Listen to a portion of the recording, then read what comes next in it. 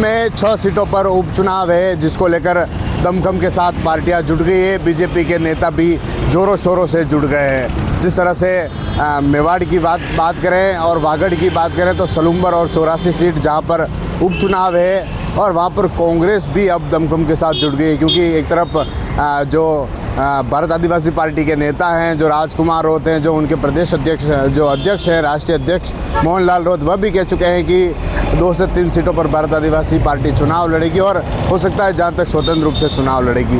वहीं दूसरी तरफ कांग्रेस के जो प्रदेश अध्यक्ष हैं गोविंद सिंह डोटासरा, वह 84 और सलूम्बर में दौरा कर रहे हैं, लोगों से बात कर रहे हैं, वहाँ की स्थितियों को जान रहे हैं, किस तरह की स्थितियाँ 84 और सलूम्बर की। अगर हम 84 सीट की बात करें तो वहाँ पर 2023 का चुनाव हो या फिर 2018 का चुनाव हो, वहाँ पर जो कांग्रेस है वह लगातार तीसरे नंबर पर रही है।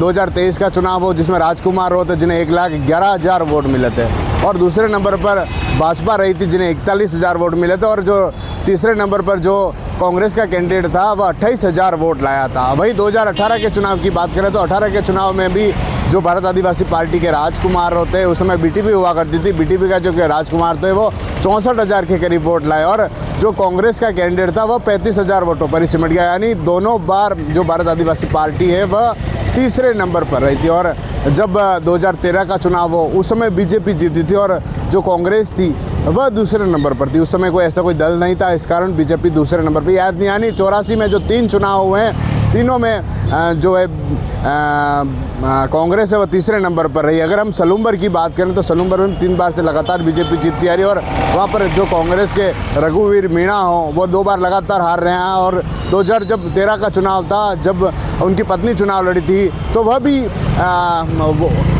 बीजेपी के सामने हार गई थी। यानी दोनों जगह वही स्थितियाँ बनी हुई है। कांग्रेस पिछले 3 चुनाव हो जिसमें एक भी बार आगे नहीं आई है, तो रघुवीर मीणा हो या फिर जो